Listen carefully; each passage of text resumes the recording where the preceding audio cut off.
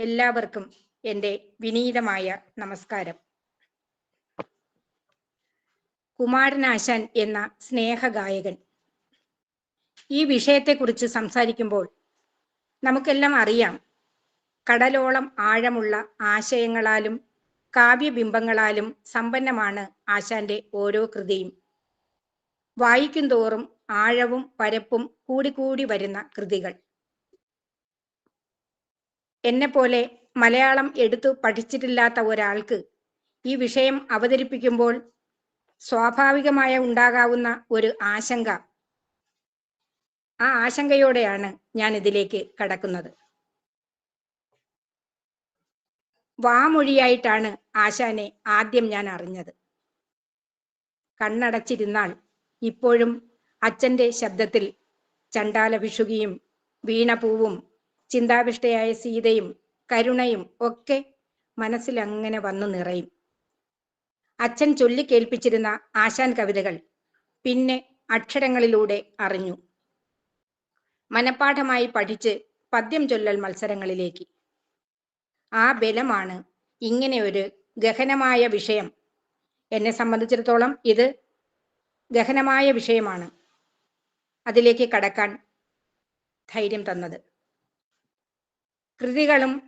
കൃതികൾക്ക് മഹാരഥന്മാർ എഴുതിയ പഠനങ്ങളും വായിച്ചും പ്രഗത്ഭരുടെ പ്രഭാഷണങ്ങൾ കേട്ടും ഉരുത്തിരിഞ്ഞു കിട്ടിയ ചില കാര്യങ്ങൾ ഞാൻ നിങ്ങളോട് പങ്കുവയ്ക്കുന്നു. കാലത്തിനൊപ്പം വളർന്നുകൊണ്ടിരിക്കുന്ന കവിയാണ് കുമാരനാശാൻ. അദ്ദേഹത്തിൻ്റെ പശ്ചാത്തലം ജീവിത പശ്ചാത്തലം സംഘർഷം നിറഞ്ഞതായിരുന്നു. ക്ലേശങ്ങളിലൂടെ, അവഗണനകളിലൂടെ, നിരന്തര പീഡനങ്ങളിലൂടെയാണ് കവി വളർന്നത്. ജാതിയുടെ പേരിൽ കാവ്യരംഗത്ത് അളവില്ലാത്ത അവഹേളനങ്ങൾ സഹിക്കേണ്ടി വന്നു. ജീവിതമായിരുന്നു ആശാന്റെ പാഠശാല. ശ്രേഷ്ഠങ്ങളായ കവിതകൾ രചിച്ചിട്ടും പല കവി സമ്മേളനങ്ങളിൽ നിന്നും അദ്ദേഹത്തെ മാറ്റി നിർത്തി. അത്തരം ഒരു സന്ദർഭത്തിൽ പരിഹസിച്ച വ്യക്തിയോട് ഞാൻ നാളെയുടെ കവിയാണ് എന്ന് ഉറച്ച ആത്മവിശ്വാസത്തോടെ അദ്ദേഹം പ്രതികരിച്ചു. എത്ര അന്വർത്ഥമായ പ്രതികരണം അല്ലേ! 100 വർഷങ്ങൾക്കിപ്പുറവും സമകാലികരായ മറ്റൊരു കവിക്കും കിട്ടാത്ത സ്നേഹവും ആദരവും ആശാനെ തേടിയെത്തുന്നതിൻ്റെ തെളിവാണ് ഇത്തരം കാവ്യസംഗമങ്ങൾ. ആ കൃതികളിലെ മുത്തും പവിഴവും കണ്ടെടുത്ത് അത്ഭുത പരതന്ത്രരാവുകയാണ് വായനക്കാർ. ആശയസമ്പുഷ്ടതയാലും കാവ്യബിംബങ്ങളാലും ഉത്തുംഗത്തിലെത്തുന്ന വരികൾ ഒരു കവിയുടെ തൂലികത്തുമ്പിൽ തുളുമ്പി നിറയുന്നത് എങ്ങനെയാണെന്ന് കവി ONV കുറുപ്പ് സാർ അത്ഭുത പരതന്ത്രനായിട്ടുണ്ട്. ആ ആദരവിൽ നിന്ന്, സ്നേഹത്തിൽ നിന്ന്, ബഹുമാനത്തിൽ നിന്ന് ആശാനെക്കുറിച്ച് മനോഹരമായ ഒരു കവിതയും പിറന്നിട്ടുണ്ട്. അത് അവസാനം ചൊല്ലാം. ജീവിതം നൽകിയ പ്രതിസന്ധികളിൽ നിന്നും സംഘർഷങ്ങളിൽ നിന്നും ആർജിച്ച ഊർജം ഒരു ശുഭപ്രതീക്ഷയുടെ വലിയ ലക്ഷ്യത്തിലേക്കാണ് അദ്ദേഹത്തെ നയിച്ചത്. താൻ അനുഭവിച്ചതൊന്നും വരും തലമുറ അനുഭവിക്കാതിരിക്കാൻ അക്ഷരങ്ങളിലൂടെ, കവിതയിലൂടെ ഒരു കവചം തീർക്കുകയായിരുന്നു മഹാകവി. സ്നേഹത്തിന്റെ കവചം. ആ സ്നേഹധാരയിൽ മലയാള കവിതയുടെ ഗതി മാറി. കവിതയുടെ പുതിയ ഒരു യുഗപ്പിറവിയിലേക്ക് നയിച്ച ആ മഹാനുഭാവന്റെ പാദങ്ങളിൽ മനസ്സുകൊണ്ട് പ്രണാമമർപ്പിച്ചുകൊണ്ട് മാത്രമേ എന്നെപ്പോലൊരാൾക്ക് ഈ വിഷയത്തെക്കുറിച്ച് സംസാരിക്കാനാവൂ. ആശാന്റെ കാവ്യപ്രപഞ്ചത്തിലെ അടിസ്ഥാന ആശയം സ്നേഹമാണ്. വ്യത്യസ്ത മാനങ്ങൾ ഉൾക്കൊള്ളുന്ന സ്നേഹത്തിന്റെ വിവിധ ഭാവങ്ങൾ ഓരോ കൃതിയെയും ഉത്കൃഷ്ടമാക്കുന്നു. വൈരുദ്ധ്യങ്ങളുടെ ഒരു വലിയ സമാഹാരമാണ് അദ്ദേഹം. ഈ വൈരുദ്ധ്യം കലയുടെ മൗലികമായ ശേഷികളിൽ ഒന്നാണ് താനും.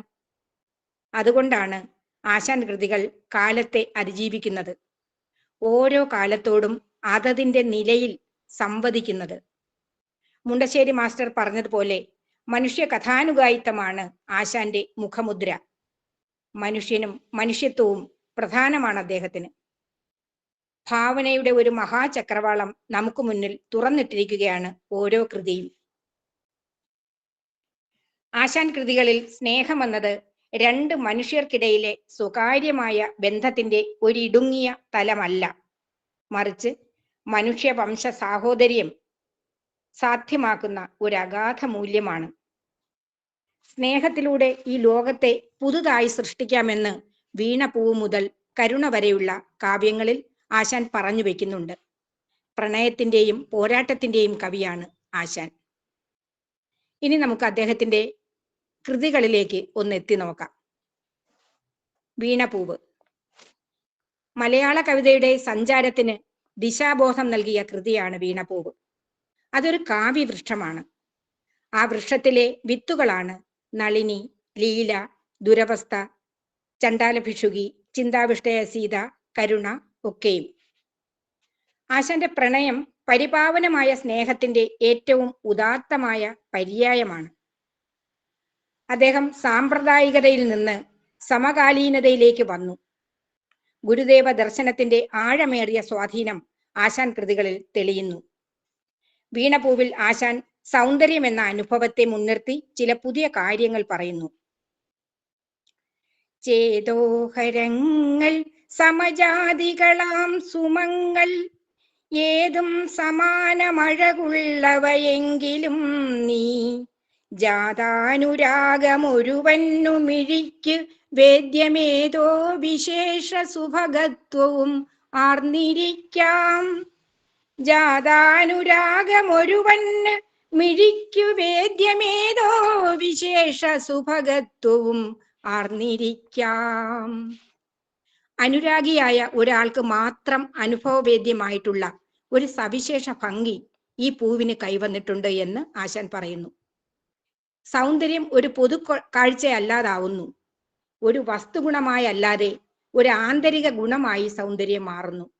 പൂവിന്റെ സൗന്ദര്യം എന്നത് പൂവിന്റെ മാത്രം സൗന്ദര്യമല്ല, നോക്കുന്നയാളുടെ ആന്തരികമായ പുതിയൊരു മൂല്യത്തെ കൂടി ആ സൗന്ദര്യകൽപ്പന ഉൾക്കൊള്ളുന്നുണ്ട്. മാനുഷികത എന്ന പുതിയൊരു മൂല്യത്തെ ഉയർത്തിക്കൊണ്ടുവരികയും ചെയ്യുന്നു. ഒന്നല്ലി നാമൈ സഹോദരരല്ലി പൂവേ, ഒന്നല്ലി കൈ ഇഹ രചിച്ചതു നമ്മയെല്ലാം. ഒന്നല്ലി നാമൈ സഹോദരരല്ലി പൂവേ, ഒന്നല്ലി കൈ ഇഹ രചിച്ചതു നമ്മയെല്ലാം. ഇതാ സാഹോദര്യ കൽപ്പനയുടെ മൂല്യങ്ങൾ. ആധുനികമായ ഒരു വ്യക്തിബോധത്തിൽ നിന്ന് പിറവിയെടുക്കുന്ന ഒരു സൗന്ദര്യ സങ്കല്പത്തെ ഉയർത്തിക്കൊണ്ടുവരികയും ആ സൗന്ദര്യ സങ്കല്പത്തെ സാഹോദര്യം എന്ന ആശയത്തിലേക്ക് ചേർത്തു വയ്ക്കുകയും ചെയ്യുന്നു. അങ്ങനെ വീണപൂവ് നമ്മുടെ കാവ്യചരിത്രത്തിലെ പുതിയൊരു വഴിത്തിരിവായി മാറുന്നു. നളിനിയും ലീലയും ഈ സ്നേഹസങ്കല്പങ്ങളുടെ മറ്റൊരു പടവിലേക്കാണ് സഞ്ചരിക്കുന്നത്. നളിനി സ്നേഹം മൂലം ഭുവനസംഘം വെടിഞ്ഞ ദിവാകരനിലൂടെ സ്നേഹത്തിന്റെ പുതിയ നിർവചനം കണ്ടെത്തിയ കൃതിയാണ് നളിനി.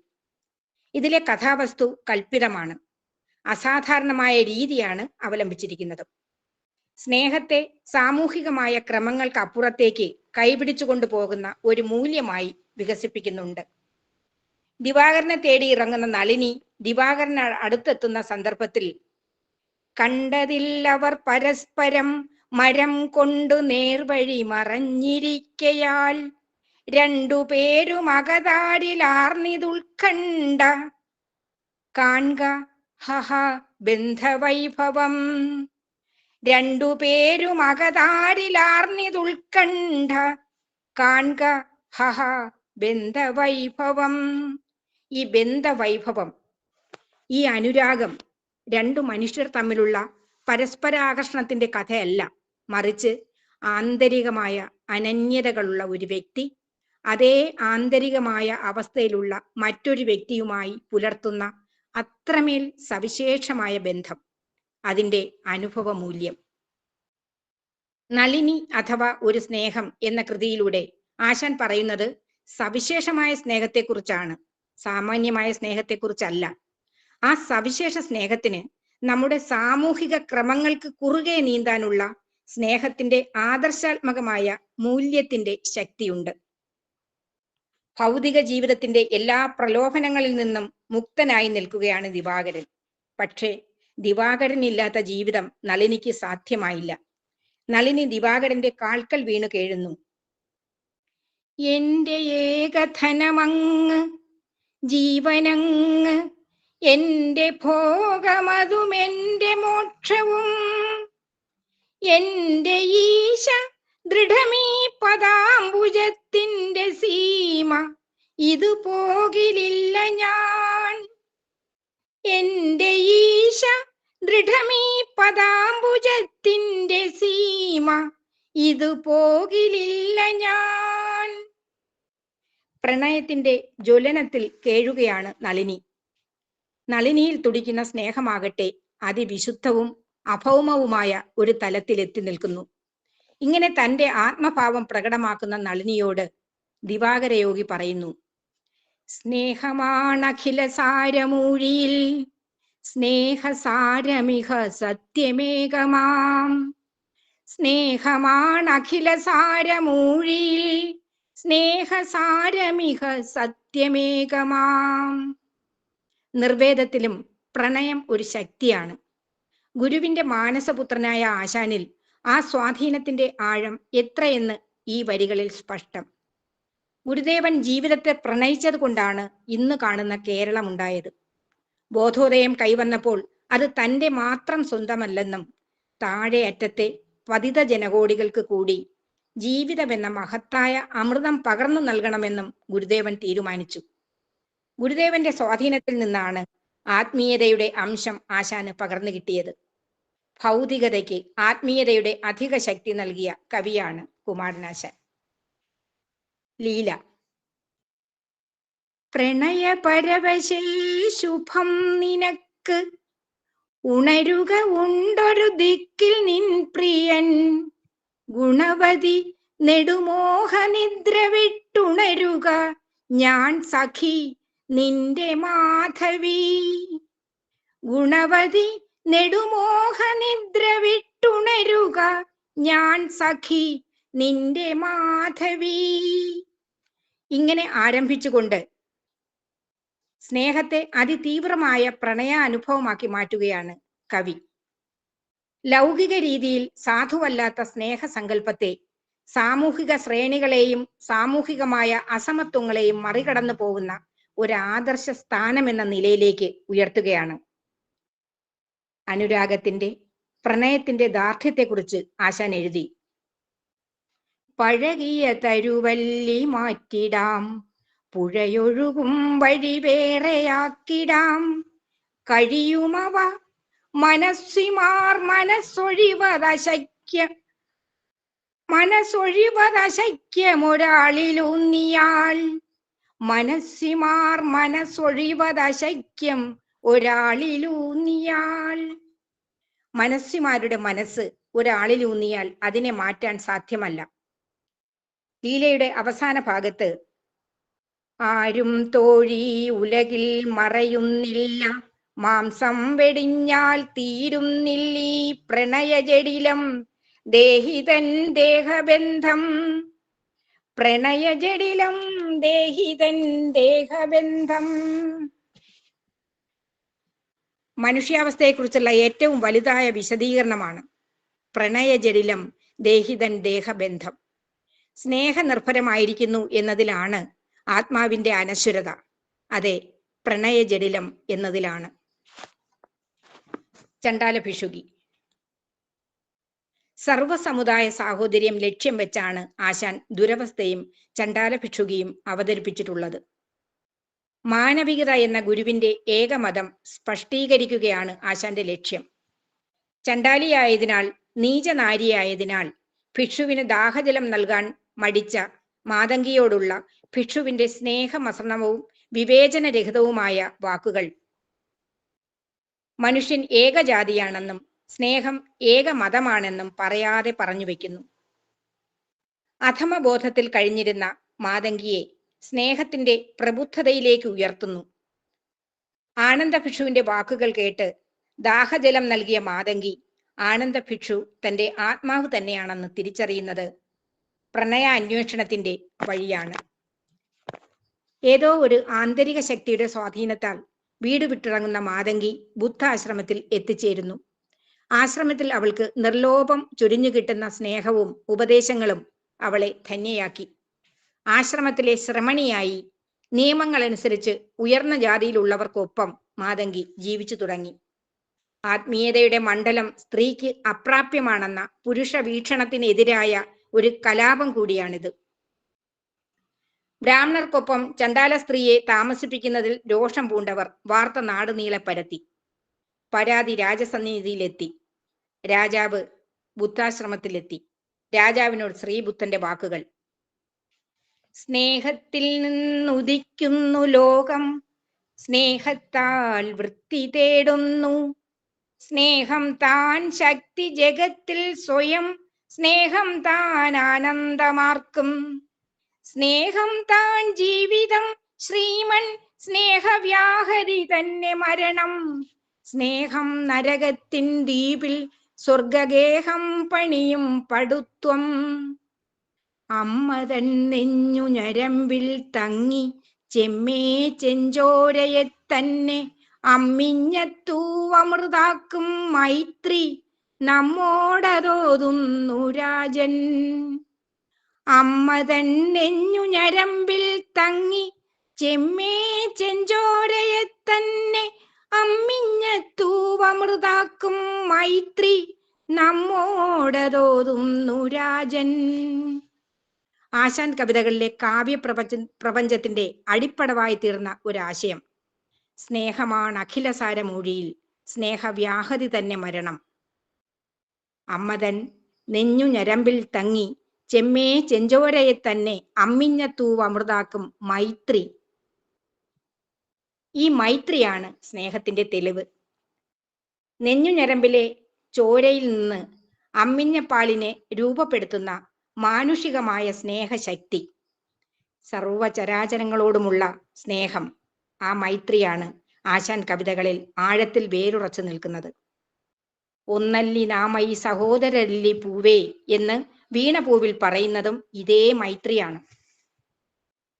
ദുരവസ്ഥ. ഉത്കൃഷ്ടമായ ഒരു ധർമാദർശത്തെ പുരസ്കരിച്ചുള്ള കൃത്യബോധത്താൽ പ്രേരിതനായി എഴുതിയ കൃതിയാണ് ദുരവസ്ഥ. ശക്തിയേറിയ ഒഴുക്കിൽ മുന്നോട്ട് നീന്താനുള്ള ശ്രമമാണ് ഈ രചന എന്ന് കവി തന്നെ മുഖവുരയിൽ പറഞ്ഞിരിക്കുന്നു. പുലയക്കുടിയിലെ ദൈവദയയായി മനുഷ്യസ്നേഹത്തെ കാണുന്നു. അന്യജീവൻ ഉതകി സ്വജീവിതം ധന്യമാക്കുന്നതിന്റെ പ്രതീകമാണ് ചാത്തനും പുലയക്കുടിലും. ദുരവസ്ഥയിലകപ്പെട്ടപ്പോൾ ചാത്തൻ നീട്ടിയ കൈ സാവിത്രി പിടിച്ചു. ഒരു ജാതി, ഒരു മതം, ഒരു ദൈവം മനുഷ്യന് എന്ന ഗുരുവചനം നെഞ്ചേറ്റിയ ആശാൻ സാവിത്രിയിൽ സ്നേഹത്തിന്റെ ധൈര്യം ആവോളം ചൊരിയുന്നു. ചാത്തൻ നൽകിയ കീറപ്പായയുടെ പകുതിയിലേക്ക് ചാത്തനെ ക്ഷണിച്ച് സാവിത്രി ആ നിഷ്കളങ്ക സ്നേഹത്തിലേക്ക് നയിക്കുന്നു. ചാത്തൻ നൽകിയ കീറപ്പായയുടെ പകുതിയിലേക്ക് ചാത്തനെ ക്ഷണിച്ച് സാവിത്രി ആ നിഷ്കളങ്ക സ്നേഹത്തിലേക്ക് ലയിക്കുന്നു. സ്നേഹം തന്നെ ജീവിതമെന്നറിയുന്ന ആ പരമമായ സ്നേഹാനുഭവത്തിലേക്ക് ജീവിതത്തെ കൊണ്ടുപോകുന്നു. കരുണ. ഗുരുദേവന്റെ ആത്മീയ ശക്തിയും ജീവിതരാഗവും ഒരുപോലെ നേടിയ കവിയാണ് കുമാരനാശാൻ. പ്രണയം എന്നത് പരിപാവനമായ സ്നേഹത്തിന്റെ ഏറ്റവും ഉദാത്തമായ പര്യായമാണ്. രണ്ട് വ്യക്തികൾ തമ്മിലുള്ള ബന്ധമല്ല, രണ്ട് ജീവാത്മാക്കൾ തമ്മിലുള്ള ഈശ്വരീയമായ ഏറ്റവും അഗാധമായ ബന്ധമാണ് ആശാൻ സാക്ഷാത്കരിച്ചത്. അഗാധമായ ബന്ധമാണ് ആശാൻ സാക്ഷാത്കരിച്ചത്. അതാണ് ഗുരുദേവന്റെ വലിയ സ്വാധീനത്താൽ ശരീരനിബദ്ധമായ രാഗത്തേക്കാൾ അതിനപ്പുറത്തേക്കുള്ള ആത്മീയമായ ഒരു മൂല്യത്തിലേക്ക് ആശാൻ അനുരാഗത്തെ ഉയർത്തുകയാണ്. ഗണിക സ്ത്രീയായ വാസവദത്ത ബുദ്ധഭിക്ഷുവായ ഉപഗുപ്തനിൽ അനുരക്തയായി അദ്ദേഹത്തെ ക്ഷണിക്കുവാൻ തോഴിയെ അയക്കുന്നു. സമയമായില്ല എന്ന മറുപടി തോഴിയിൽ നിന്നറിഞ്ഞ വാസവദത്ത തോഴിയോട് ചോദിക്കുന്നു: ഗുണബുദ്ധിയാൽ ഞാൻ തോഴി കൊതിപ്പത് കോമളന്റെ പ്രണയം മാത്രമാണെന്ന് പറഞ്ഞില്ലേ നീ? അനുനയം ചൊൽവാൻ ചെവി തരുന്നുണ്ടോ സഖിയവൻ? അനുരാഗാങ്കുരം വാക്കിൽ സ്ഫുരിക്കുന്നുണ്ടോ?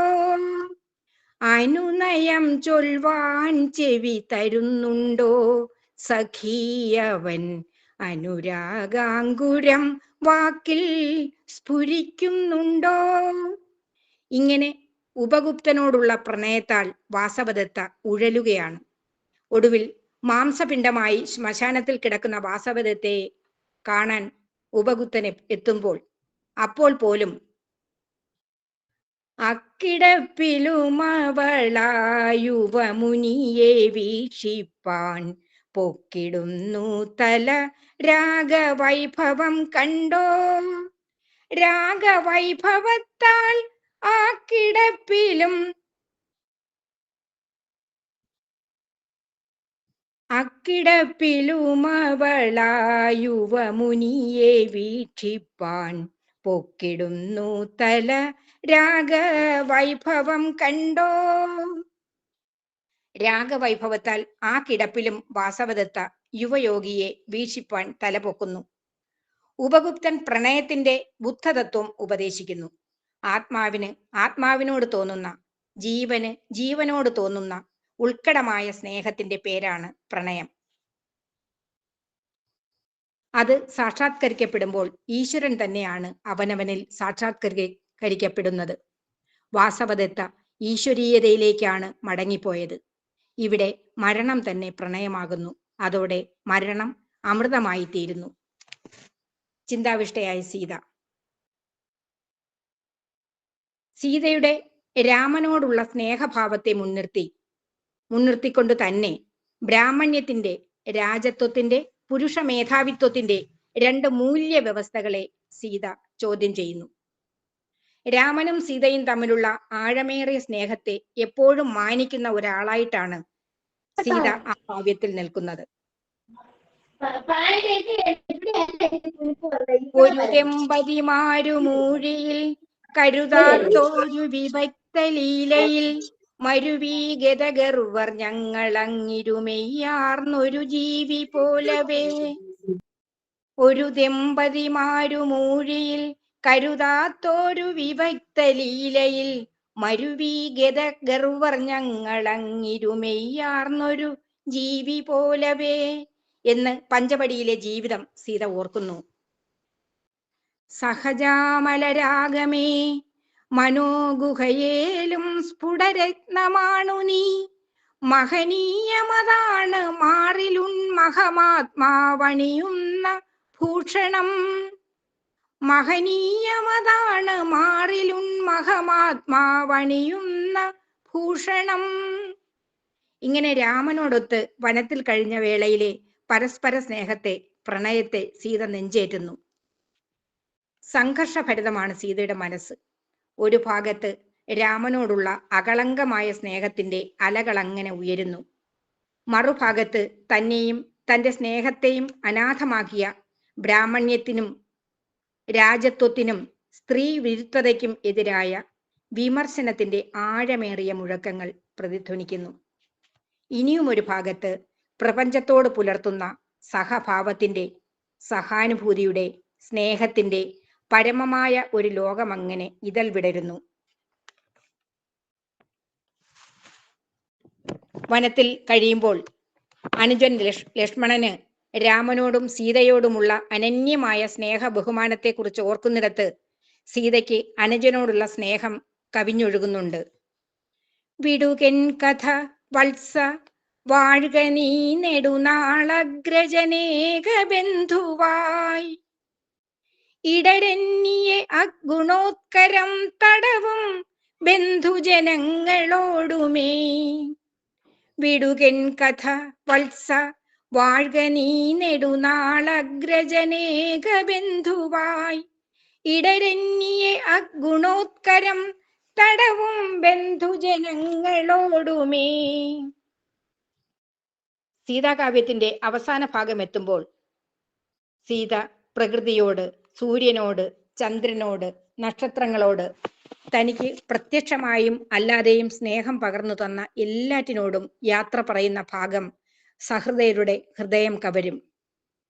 രമണീയ വനങ്ങളെ, രണൽ ഭ്രമര വ്യാകുലമാം സുമങ്ങളെ, ക്രമമെന്നി രസിച്ചു നിങ്ങളിൽ പ്രമദം പൂണ്ടവൾ യാത്ര ചൊൽവു ഞാൻ. രമണീയ വനങ്ങളെ രണൽ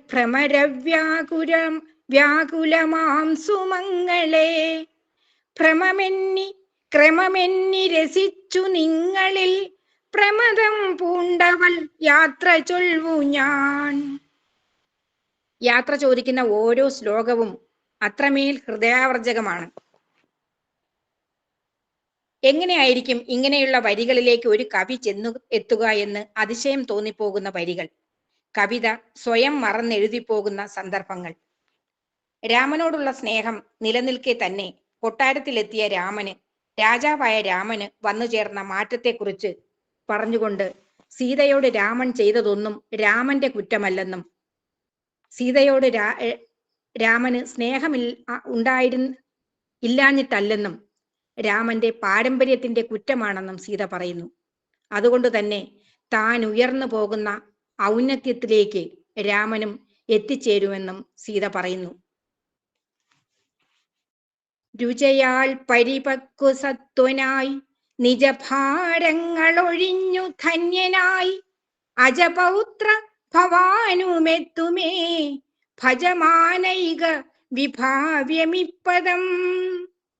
രുചയാൽ പരിപക്വസത്വനായി നിജഭാരങ്ങളൊഴിഞ്ഞു ധന്യനായി, അജപൗത്ര ഭവാനുമെത്തുമേ ഭജമാനൈക വിഭാവ്യമിപ്പദം. ഇങ്ങനെ രാമനോടുള്ള സ്നേഹം മനസ്സിൽ സൂക്ഷിച്ചുകൊണ്ട് തന്നെ അനുശയ ക്ലാന്താസ്യനാം കാന്തനെ കണ്ട് അന്നിലയിൽ ഈ ലോകം വെടിയുകയാണ് സീത. വീണപൂവിൽ തുടങ്ങുന്ന ഒന്നല്ലി നാമൈ സഹോദരരല്ലി പൂവേ എന്ന വിശ്വസ്നേഹത്തിന്റെ അലകൾ എല്ലാ കൃതികളിലും ഒളിഞ്ഞും തെളിഞ്ഞും നിറയുന്നുണ്ട്.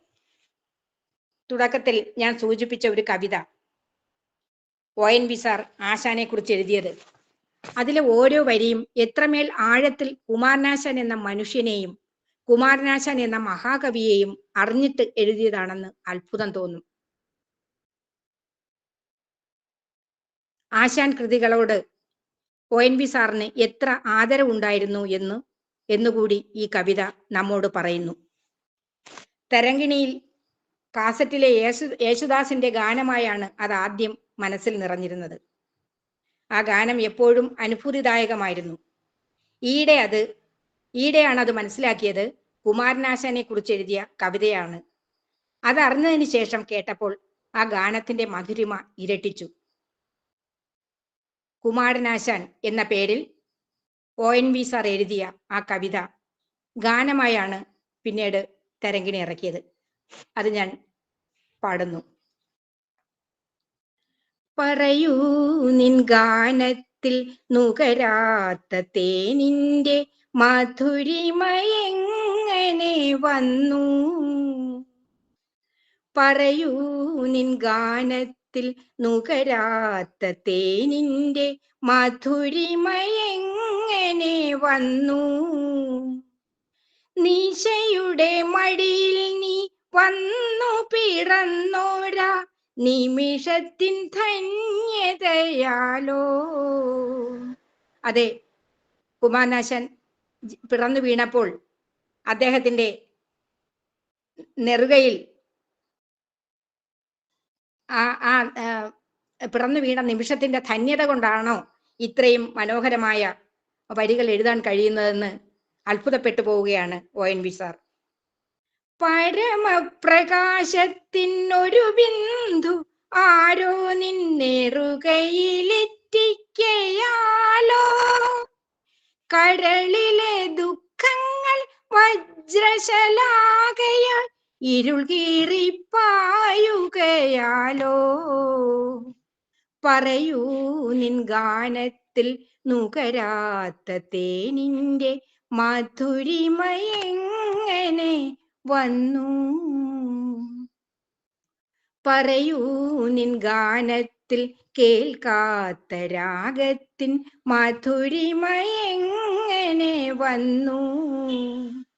ഇരുളിന്റെ കൂടാരമാകെ കുലുങ്ങുമാർ പറക്കുമാറിയ പൂഞ്ചിറകുകൾ വീശി വരുമൊരുഷസ്സിന്റെ തേരുരുൾ പാട്ടിന്റെ ശ്രുതിയൊത്തു പാടുകയാലോ. വരുമൊരുഷസ്സിന്റെ തേരുരുൾ പാട്ടിന്റെ ശ്രുതിയൊത്തു പാടുകയാലോ. പറയൂ നിൻ ഗാനത്തിൽ നുകരാത്ത തേനിന്റെ മധുരിമയെങ്ങനെ വന്നു. കനിവാർന്ന നിൻ സ്വരം കണ്ണീരാലീറനം കവിളുകളൊപ്പുകയാലോ. കനിവാർന്ന നിൻ സ്വരം കണ്ണീരാലീറനം കവിളുകളൊപ്പുകയാലോ. പറയൂ നിൻ ഗാനത്തിൽ ആരും കൊതിക്കുമി മധുരിമയെങ്ങനെ വന്നു. പറയൂ നിൻ ഗാനത്തിൽ ആരും കൊതിക്കുമി മധുരിമയെങ്ങനെ വന്നു. പറയൂ നിൻ ഗാനത്തിൽ നുകരാത്ത തേനിന്റെ മധുരിമയെങ്ങനെ വന്നു. നിശയുടെ മടിയിൽ നീ വന്നു പിറന്നോരാ നിമിഷത്തിൻ ധന്യതയാലോ. പറയൂ നിൻ ഗാനത്തിൽ നുകരാത്ത തേനിന്റെ മധുരിമയെങ്ങനെ വന്നു. ആശാന്റെ കാവ്യസഞ്ചാരത്തെയും ജീവിതത്തെയും തഴുകി പോകുന്ന ഈ കവിത ഗാനമായി കേൾക്കുമ്പോൾ മനസ്സ് അനുഭൂതിയാൽ നിറയും. ഇതിനു മുമ്പും നിങ്ങൾ ഈ ഗാനം കേട്ടിട്ടുണ്ടാവും. പക്ഷേ അത് മഹാകവി കുമാരനാശാനെ കുറിച്ച് കുമാരനാശാൻ എന്ന പേരിൽ ONV കുറുപ്പ് സാർ എഴുതിയതാണ് എന്ന് അറിഞ്ഞതിന് ശേഷം കേട്ടപ്പോൾ ഉണ്ടായ അനുഭൂതി എത്രയെന്ന് പറഞ്ഞറിയിക്കാൻ കഴിയില്ല. ഇത്രയും നേരം എന്നെ കേട്ടിരുന്ന എല്ലാ സുമനസ്സുകൾക്കും ഹൃദയത്തിന്റെ ഭാഷയിൽ സ്നേഹം അറിയിക്കുന്നു.